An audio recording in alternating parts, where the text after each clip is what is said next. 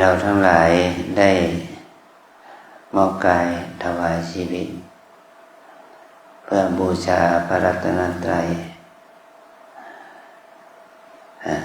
ในโอกาสที่เราสมมุติกันว่าจะสิ้นปีทำบุญส่งท้ายปีเก่าต้อนรับปีใหม่นะปีเก่าปีใหม่มันมีทุกปีเนาะปีนี้ก็เป็นปีใหม่ของปีใหม่แต่มันใช้มาแล้ว363 วัน62 วันเนาะ362 วันเหลืออีกแค่3 วันเนี่ยถ้าเรามาเปรียบวันเวลาที่ผ่านไป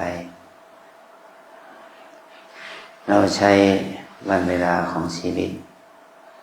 เพื่ออะไรบ้าง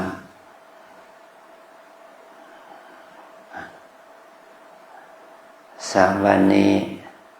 เรารู้อยู่แล้วว่าเราใช้วันเวลาของชีวิตเพื่อทำบุญเป็นหลักนะเพื่อทำบุญเป็นหลักการที่เรามาทำบุญในช่วง3 วันนี้เราจะทำบุญอะไรบ้างถ้าเราพูดถึงสมมุติสัจจะก็ทำบุญทานทำบุญศีลทำบุญภาวนาทำบุญทานนั้นทำเพื่ออะไรเพื่อให้เราได้จาคะ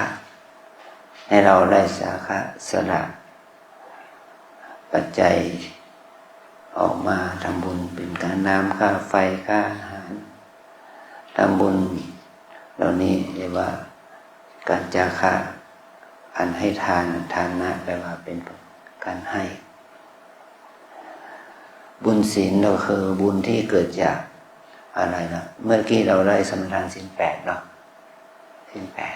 8ข้าพเจ้าขอสมาทานซึ่งสิกขาบทคืองดเว้นจากการทำสัตว์ให้ตกล่วงไปเนี่ยแบบเราสมาทานคำว่าสมาทานแบบว่าถือเอาด้วยดี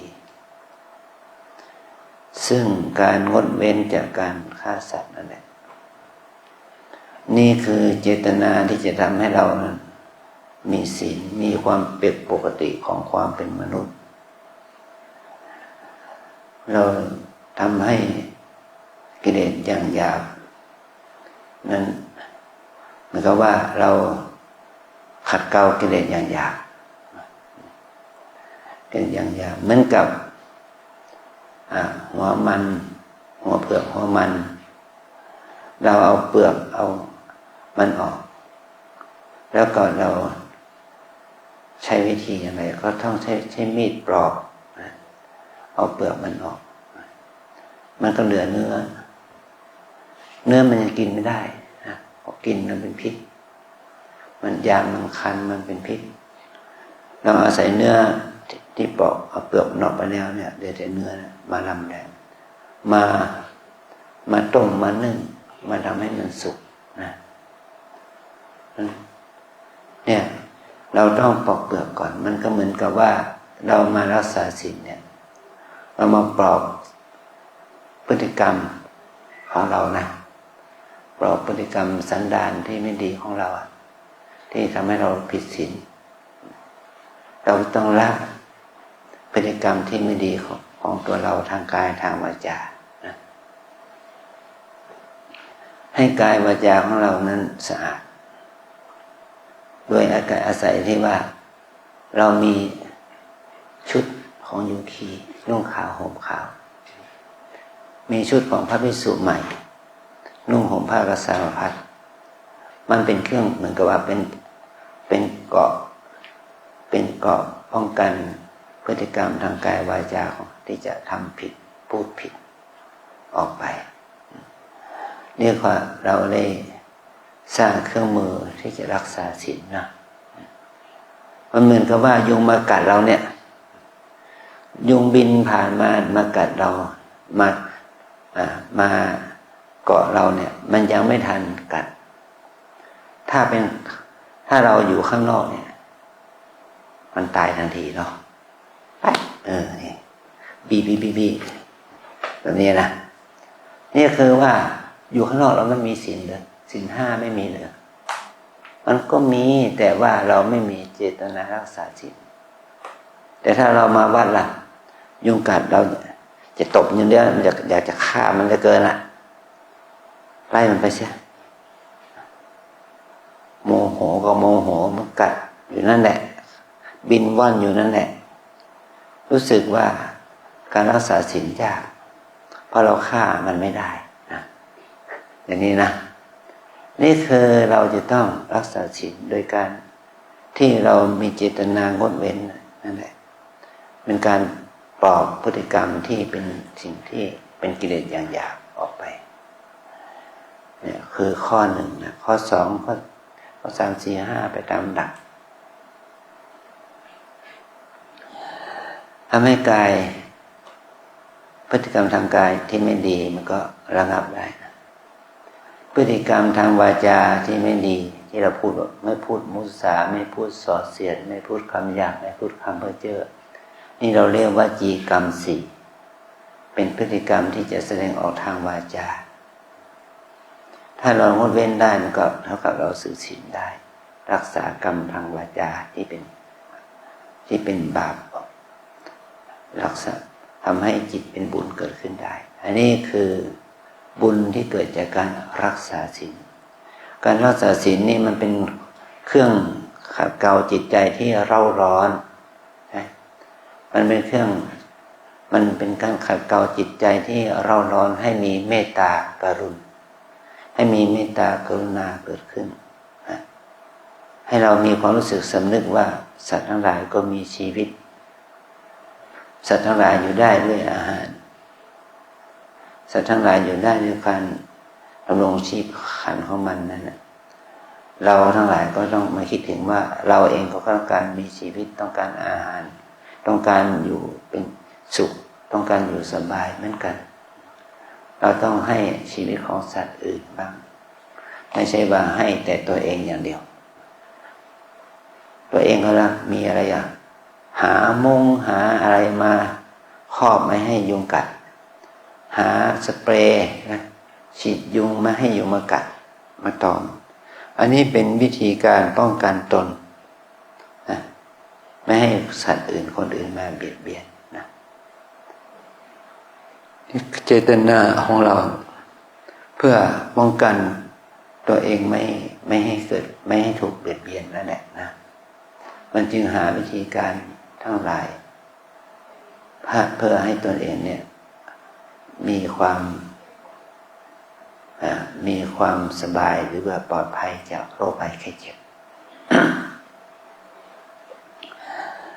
แต่ที่แท้จริงมันก็ต้องเกิดจากใจเรานะถ้าใจเราเนี่ยเป็นคนที่ไม่ชอบฆ่าไม่นักแล้วก็ไม่ชอบทำผิดศีลเนี่ยสัตว์เล็กสัตว์น้อยไม่แต่มดแต่ยุงนะมันจะไม่มากัดเรา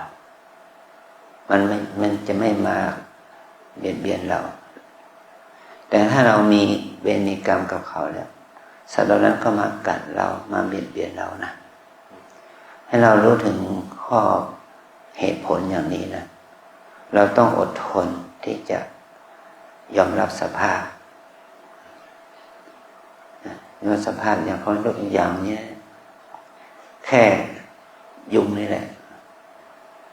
ยุงออกหากินมันหากินมันออกมาหาอาหารที่เป็นที่สัตว์อื่นที่มีที่เป็นอาหารของมันก็คือเลือดยุงมันมีเลือดเป็นอาหารอย่างเดียวมันจึงจะอยู่ได้เนาะแต่ถ้าเรามาเปรียบเทียบว่าคนล่ะที่มันคนที่เรามีชีวิตอยู่เนี่ยมันมีอาหารอะไรบ้างคนมันมีอาหารหลายร้อยชนิดมีเมนูอาหารเป็นหลายร้อยชนิดเราสามารถเลือกอาหารได้ทั้งสดทั้งแห้งทั้งหมักทั้งดองทั้งคาวทั้งหวานหลายอย่างเพื่อให้เรามีอาหารก็เห็นนี่แหละใ ให้เราได้สำนึกว่าเราเองนั้นยังมีความหลากหลายของอาหารแต่โดยเฉพาะถ้าเราเปรียบเทียบยกตัวอย่างว่ายุงเนี่ยมันไม่มีความหลากหลายของอาหารมันมีเมนูเดียวเนาะเมนูของมันก็คือเลือดเรามีเลือดก็ให้มันเถอะแบ่งปันให้มันเถอะนะนิดหน่อยใช่ไหมนิดหน่อยมันไม่ถึงซีไม่ถึง1/4ของซีนะก็แบ่งมันปันให้มันอย่างนี้เป็นต้นนะอันนี้ก็เป็นเรื่องบ่งบอกถึงความมีเมตตาต่อสัตว์โลกนะบุญที่เราจะต้องทำต่อไปที่เราจะต้องทำต่อไปคือบุญที่เกิดจากการฝึกจิตในการบำเพ็ญจิตของเราเองเนี่ยให้มีสมาธิให้มีสติให้มีปัญญาบุญที่เกิดจากการเจริญภาวนาคำว่าภาวนาแปลว่าทำให้เจริญขึ้นทำให้เกิดขึ้นทำให้สติเกิดขึ้นทำให้สมาธิเกิดขึ้นทำให้ปัญญาเกิดขึ้นทำให้ความเพียรเกิดขึ้นโดยอาศัยแรงศรัทธาของเรานะเราจะต้องอาศัยความศรัทธาที่มีต่อพระธรรมที่มีต่อพระรัตนตรัยที่มีต่อพระรัตนตรัยที่มีต่อพระธรรมที่มีต่อพระสงฆ์ที่มีต่อพระศาสดาพระสัมมาสัมพุทธเจ้าเราต้องอาศัยพระรัตนตรัยเป็นเครื่องประคองจิตประคองใจของเราให้มีกำลังถ้าจิตใจของเราอ่อนกำลังก็ถูกกิเลสเข้าครอบงำนะกิเลสที่เข้าครอบงำจิตทำให้จิตใจเราฟุ้งซ่านเกิดกิเลสตัณหาราคะโทสะโมหะเข้าครอบงำจิตใจก่อให้เกิดความไม่เป็นสุขทางด้านนามธรรมทางด้านจิตใจต้องอาศัยกำลังสติสมาธิที่เราเรียกว่าฝึกให้จิตสงบการที่เราจะทำให้จิตสงบได้อย่างนี้ก็ต้องอาศัยองค์ภาวนาองค์ภาวนาช่วยองค์ภาวนานี่เราเรียกว่ากรรมฐานองค์ภาวนานี่เรียกว่ากรรมฐานการที่เรามาปฏิบัติธรรมที่นี่พระกรรมฐานที่เป็นองค์ภาวนาของเราคืออะไรล่ะก็คือสติปัฏฐาน4นะกายเวทนาจิตธรรมนี่แหละเราต้องอาศัยสติปัฏฐาน4ที่ตั้งแห่งการเจริญสติ4อย่างคือกายเวทนาจิตธรรมนะนี่เป็นองค์เป็นอารมณ์กรรมฐานของเรานะอารมณ์กรรมฐานที่เราฝึกเนี่ยมันเหมือนมันมากมายหลายอารมณ์นะแต่อารมณ์กรรมฐานที่เราเรียกว่าสมถกรรมฐานในแนวอื่นเรียกว่ากรรมฐาน40 กอง40 กองนี่ก็ถ้าเราเจริญฝึกกรรมฐาน40 กองนี่กองใดกองหนึ่งเท่านั้นแนวใดแนวหนึ่งเท่านั้นใน40 แนวก็เป็นเหตุเป็นปัจจัยให้เราได้สมาธิเกิดขึ้นได้นะมันเหมือนกับว่าเราเพ่งกสิณนะกับเข้ากสิณแปลว่าเพ่งนะ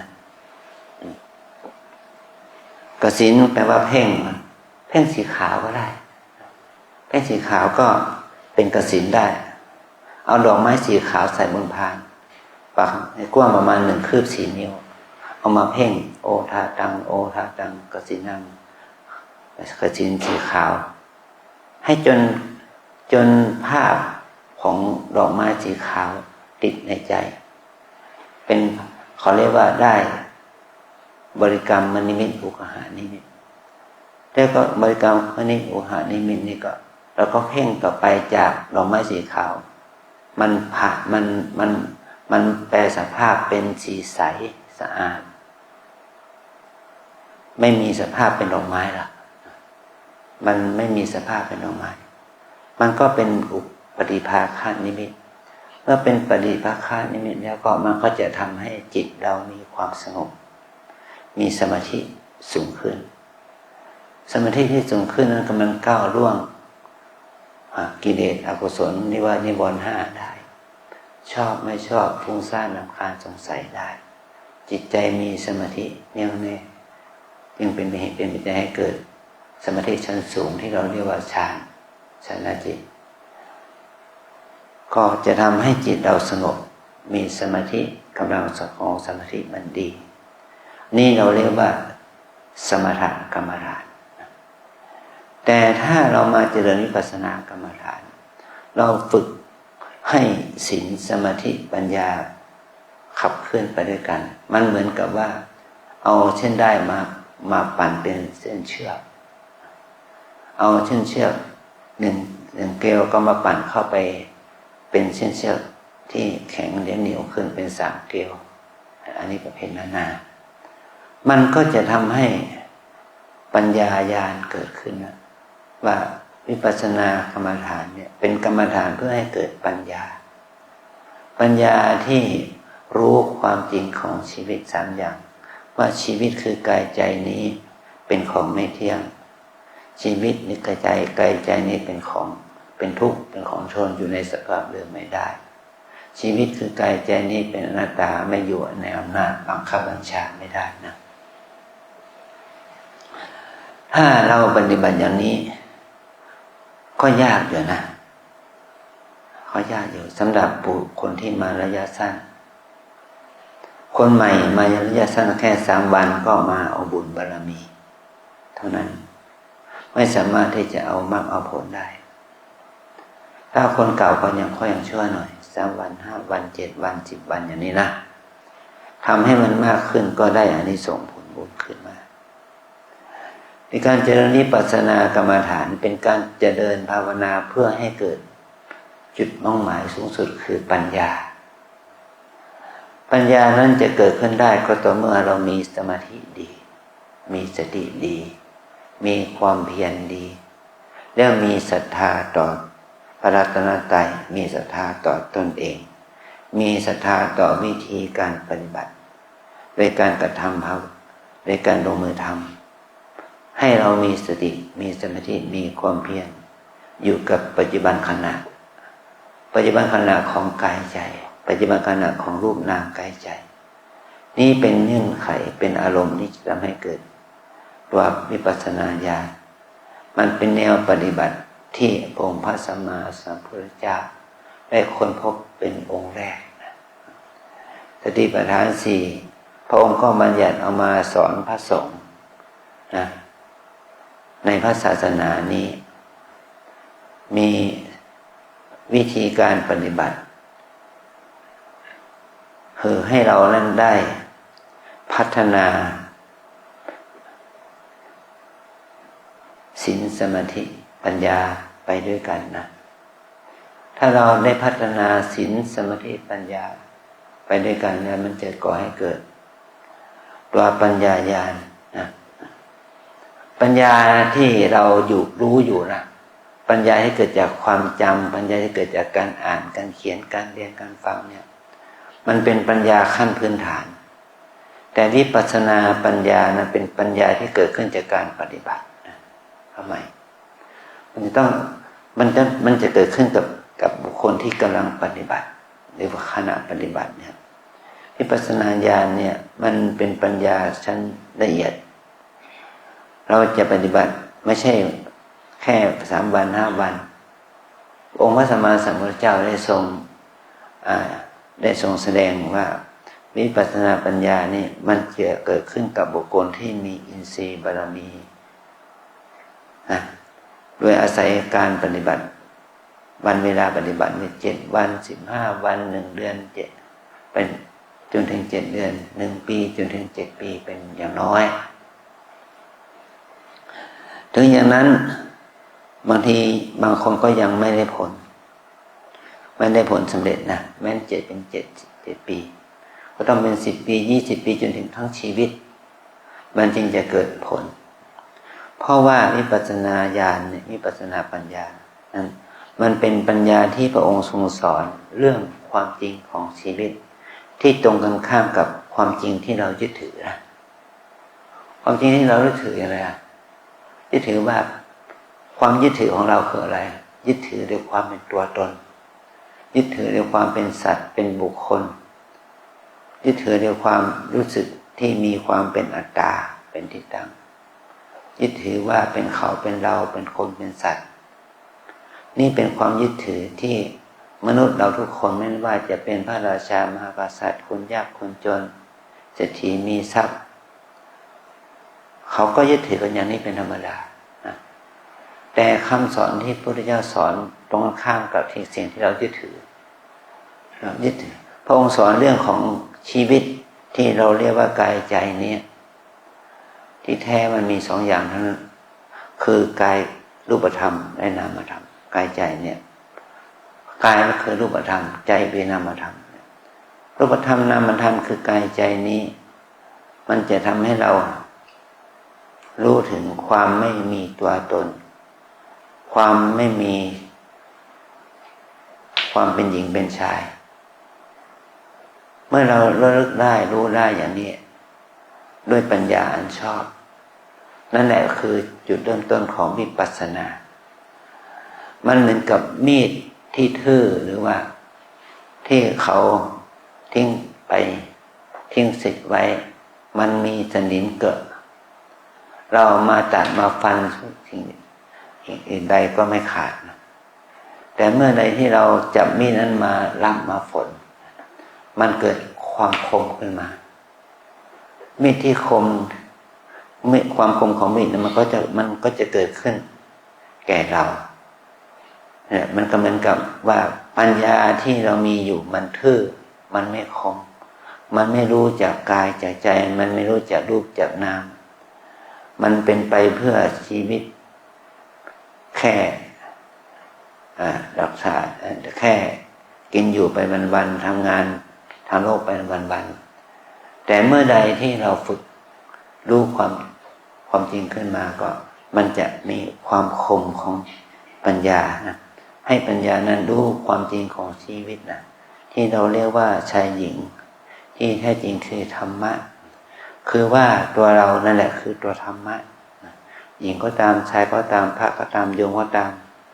หนุ่มเข้าแก่ชราก็ตามคือมันเป็นปรากฏการณ์ของธรรมะเป็นปรากฏการณ์ของพระธรรมเมื่อปรากฏการณ์ของธรรมะปรากฏการณ์ของพระธรรมเกิดอยู่เนี่ยมันก็เกิด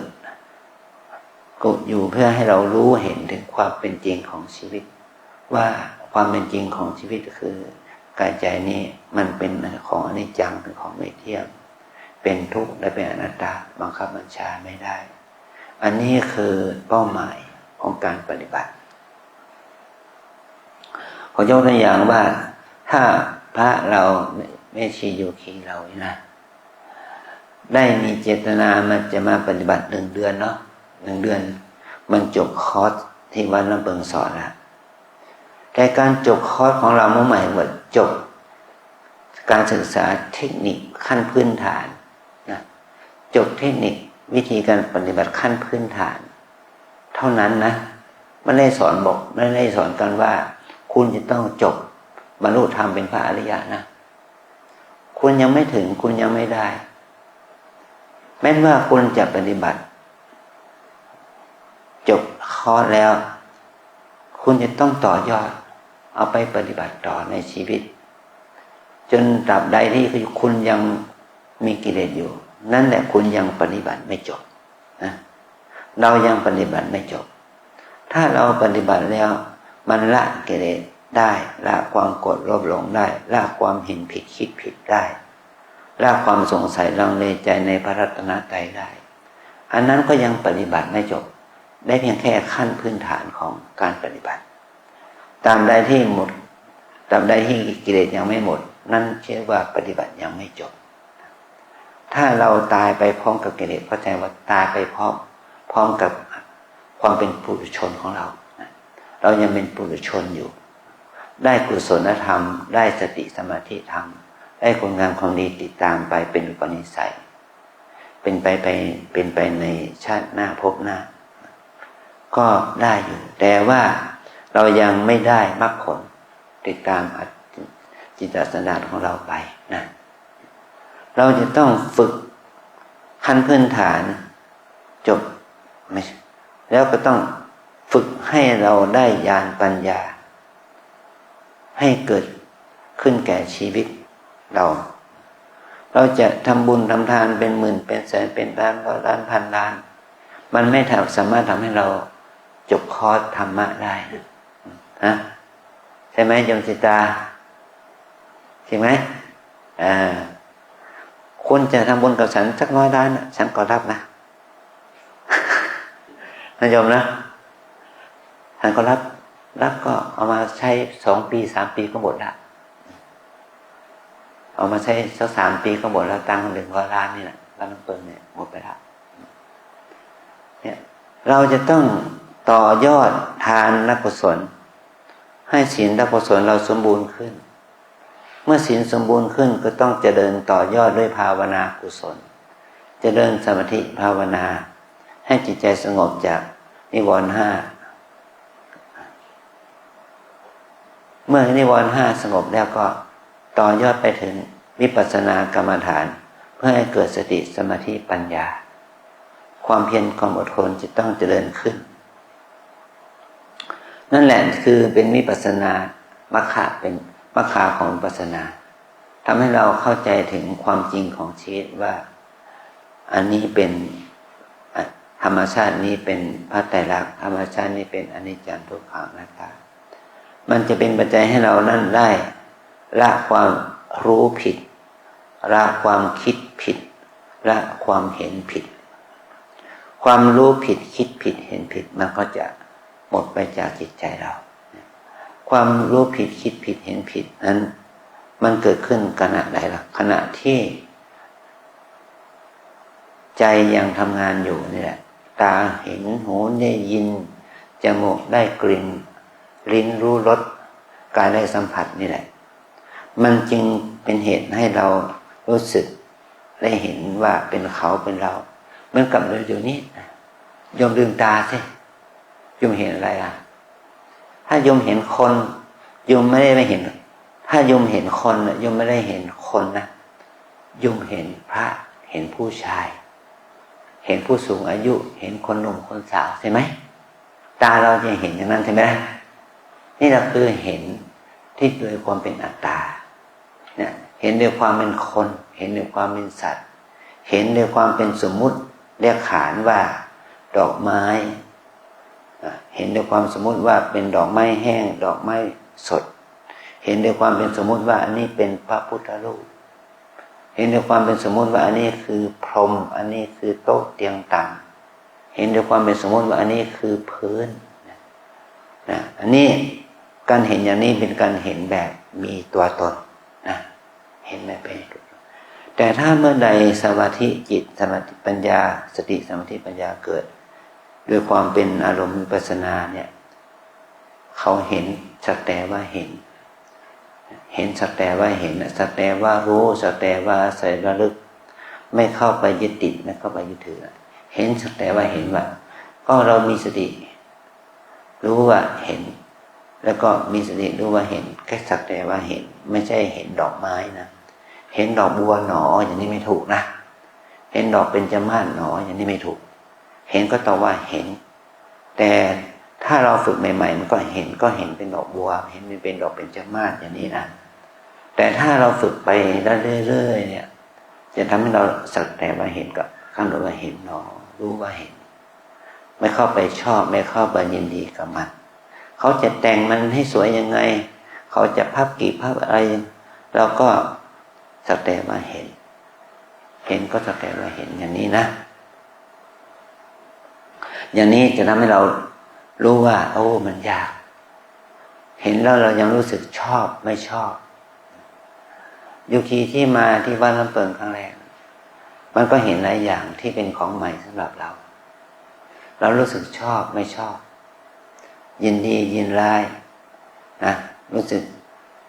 ว่าเป็นของใหม่ของเก่าอะไรสารพัดอย่างก็เห็นอย่างนี้ก็จะทำให้เราเห็นเป็นบัญญัติเห็นด้วยความเป็นสมมุติแต่ว่ามันเห็นอย่างนี้ก็ทำให้เรามีศรัทธามีความสงบแห่งจิตได้เป็นกุศลจิตได้แต่มันยังไม่เห็นแบบวิปัสสนาคือเห็นแจ้งตามความเป็นจริงในสิ่งที่มีอยู่จริงนะเห็นก็รู้ว่าเห็นได้ยินก็รู้ได้ยินตามอาการของมันนะนี่เขาเรียกว่าเป็นการ เจริญวิปัสสนากรรมฐานการเจริญวิปัสสนากรรมฐานมันเป็นกรรมฐานที่ฝึกเพื่อให้เราเกิดปัญญาเห็นแจ้งนี่แหละปัญญาเห็นแจ้งมันเกิดขึ้นด้วยเหตุว่าเราต้องมีศีลมีสมาธิและมีปัญญาพื้นฐานนะมีปัญญาขั้นพื้นฐานมีสมาธิมีศีลเป็นเครื่องประกอบนั่นแหละปัญญาวิปัสสนาจริงจะเกิดขึ้นได้นะเพราะปัญญาวิปัสสนาเกิดขึ้นแล้วมันจะทำให้เราละความรู้ผิดคิดผิดเห็นผิดออกไปจากจิตสันดานได้อันนี้คืออุบายเงื่อนไขแห่งการมาปฏิบัติวิปัสสนากรรมฐานนะทุกคนว่าตามนะเดี๋ยวจะไม่ได้กินข้าวเพลนนะวิปัสสนากรรมฐานตามแนวสติปัฏฐานมีสี่อย่างหนึ่งกายสองเวทนาสามจิตสี่ธรรมวิปัสสนากรรมฐานตามแนวสติปัฏฐานมีสี่อย่างหนึ่งกายสองเวทนาสามจิตสี่ธรรมหนึ่งกายสองเวทนาสามจิตสี่ธรรมกายเวทนาจิตธรรมกายเวทนาจิตธรรมกายานุปัสสนาเวทนานุปัสสนาจิตตานุปัสสนาธัมมานุปัสสนากายานุปัสสนาสติปัฏฐานเวทนานุปัสสนาสติปัฏฐานจิตตานุปัสสนาสติปัฏฐานธัมมานุปัสสนาสติปัฏฐานสติปัฏฐานแปลว่าที่ตั้งแห่งการเจริญสติคือการตามระลึกรู้อยู่เนืองๆอนุปัสสนาแปลว่าการตามระลึกรู้อยู่เนืองๆซึ่งกายที่ตั้งการเจริญสติคือการตามระลึกรู้อยู่เนืองๆซึ่งเวทนาซึ่งจิตซึ่งธรรมตามมีสติระลึกรู้อยู่เนืองๆซึ่งกายก็คือเรากราบมีสติทุกขณะแห่งการเคลื่อนไหวมือเท้าเคลื่อนไหวมือเคลื่อนไหวตัวเคลื่อนหัวร่างกายกราบสามโหนเนี่ยมันมีสติอยู่ต่อเนื่องตลอดไปไหมแต่มันก็ไม่หรอกผู้ใหม่มันคิดนั่นคิดนี้ฟุ้งซ่านไปนั้นทุกคนแบบนี้บางทีก็ลืมประกาศไปถึงไหนละ2 ครั้งหรือ3 ครั้งแต่นี่เนาะมันเป็นเหตุให้เราหลงลืมแม้แต่การกราบ3 หนเรายังนึกถึงมันครบหรือยังนั่นแหละนะ เนี่ยมันแค่กราบแค่นั้นก็ยังผิดแล้วยังจำไม่ได้แล้วอย่างเงี้ยนะนี่คือตั้งสติให้ดีกราบแล้วเดินขวาย่างหนอซ้ายย่างหนอยังเผลอเอาขวาไปซ้ายเอาซ้ายไปขวานะเดินเอาขวาไปภาวนาว่าซ้ายเดินเอาซ้ายไปเอาภาวนาว่าขวามันยังมีเลยนะนี่คือความหลงลืมสตินั่นแหละมีมากหยุดหนอยืนหนอใจมันก็คิดในขณะที่เดินคิดไปเรื่อยคิดไปนั่นไปนี่เหมือนกับเดินหาสวรรค์นิมานเดินเอาอะไรก็ไม่รู้ไม่เอาสติสัมปชัญญะเลยเดินเอาอะไรก็ไม่รู้นั่นแหละคือการขาดสติกับการอิริยาบถกายนะนั่งเราไปใหญ่เลยคนใหม่นะนั่งปุ๊บฟุ้งทันทีคิดทันทีฉันมาทำไมทำไมถึงมาที่นี่มาแล้วได้อะไรเนี่ยมาคิดสารพัดนะเนี่ยมาทำไมก็คุณมาทำไมล่ะคุณมาปฏิบัติธรรมมาปฏิบัติธรรมเพื่ออะไรล่ะเพื่อให้เราได้ฝึกเจริญสติเพื่อให้เราได้ฝึกเจริญสมาธิปัญญาเพื่อให้เราได้มาฝึกเจริญความเพียรนะ มา2-3 วันมันจะได้วิปัสสนาปัญญาอย่างยิ่งยวดเนี่ยมันก็ไม่ได้หรอกเราต้องมาเพื่อสร้างบุญสร้างกุศลเสริมบารมีธรรมของเราให้ยิ่งขึ้นไปนะนี่โดยที่ว่าเรามาปฏิบัติในช่วงปีใหม่ได้ยิ่งสำคัญยิ่งนะเราจะต้องใส่ใจเอาใจใส่ดูแลตัวเองเป็นพิเศษเพราะว่ามีโยคีมากวันนี้มีโยคีคนไทยเป็น100นะ100 กว่าคนละ100 กว่าคน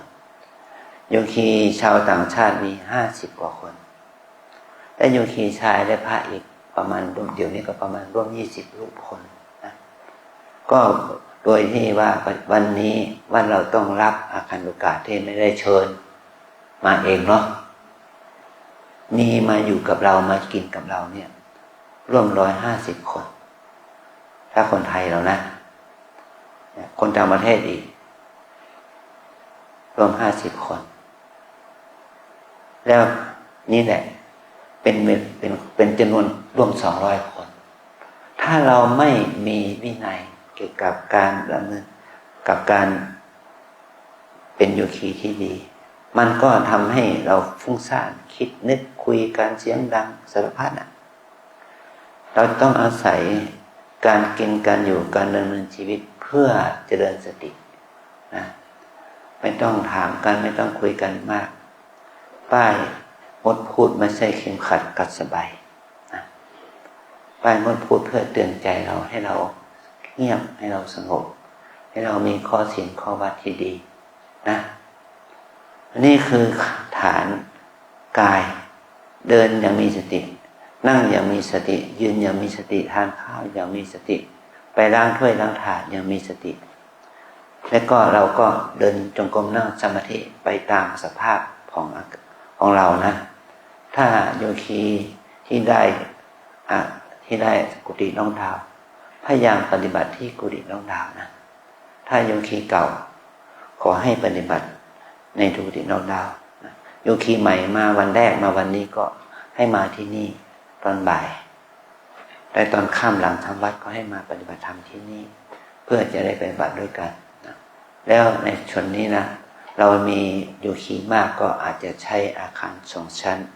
อาคาร80 ปีเป็นที่ปฏิบัติได้นะขอให้เราตั้งใจปฏิบัติอาศัยฐานกายเป็นฐานแรกฐานที่2ก็คือฐานเวทนาเรานั่งอยู่นี่นั่งฟังเทศน์ฟังบรรยายเนี่ยยังปวดเจ็บไหมชาไหมทุกข์ไหม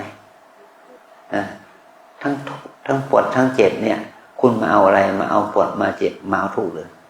ไม่ใช่มาเอากรรมฐานของเราก็คือเวทนา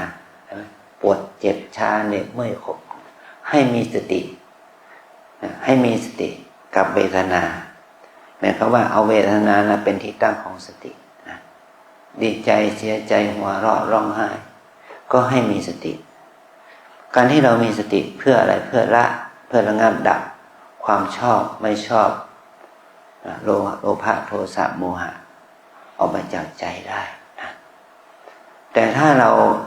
มีความยึดติดยึดมั่นกับเวทนาที่เป็นสุขเป็นทุกข์ปวดเจ็บเหน็บชามันก็จะก่อให้เกิดตัวอัตตาตัวตนแต่ก่อนเกิดความโกรธโลภหลงนี่ปัจจัยที่จะทำให้เราได้สติก็โดยที่ว่าเรามีสติอยู่กับอาการของกายของจิตคือเวทนานะอันที่3ตั้งสติอยู่กับจิตหมายความว่าเราปฏิบัติเนี่ยเราจะมีจิตเป็นกุศลอกุศลนะจิตเป็นบุญจิตเป็นบาป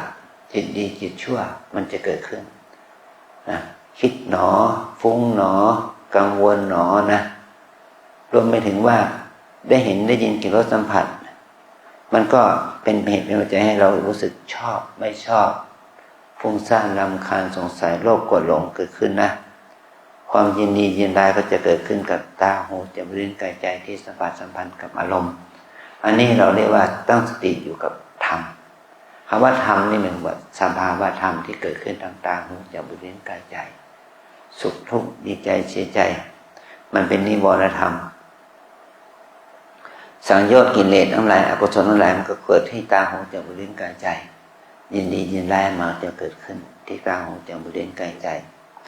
ถ้าเรามีสติสัมปชัญญะกับเกิดขึ้นกับเราได้มากขึ้นก็เหมือนกับว่าทำให้เราได้ฝึกคุณธรรมที่ดีคือศีลสมาธิปัญญาเป็นมรรคาแห่งความดับทุกข์นะเป็นโพชฌงค์องค์แห่งการตรัสรู้มันจะได้เกิดขึ้นกับเรานะขอให้เรารู้เลิกถึงสิ่งเหล่านี้ในขณะที่เรามาปฏิบัตินะกินน้อยนอนน้อยพูดน้อยแล้วก็ปฏิบัติให้มากขึ้นนะ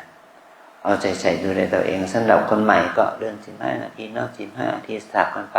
1 ชั่วโมง2 ชั่วโมง3 ชั่วโมงวันหนึ่งให้ได้พยายามได้6 ชั่วโมง8 ชั่วโมง10 ชั่วโมงไปนะสำหรับผู้ใหม่ก็6 ชั่วโมงก็เหลือรับละสำหรับผู้เก่าแล้วก็6 ชั่วโมง8 ชั่วโมงก็พอหวังได้คนที่มีความชำนาญในการปฏิบัติ8 ชั่วโมง10 ชั่วโมงก็มีโอกาสที่ถึงนะขอให้เราได้ทำประโยชน์แก่ตนเองในลักษณะเช่นนี้สิก็จะทำให้เรานั้นได้ปฏิบัติบูชาต่อพระรัตนตรัยในโอกาสสมมุติเทศกาลปีเก่าปีใหม่นะให้เป็นปีที่มันมีคุณแก่เราไม่ใช่เป็นปีที่มีโทษแก่เรานะให้เราทำกิจกรรมที่มีคุณที่เป็นบุญแก่เราให้เราละพฤติกรรมที่เป็นโทษแก่เราและแก่สิ่งแวดล้อมนะขอให้เราได้ตั้งใจปฏิบัติอย่างนี้นะขออนุโมทนา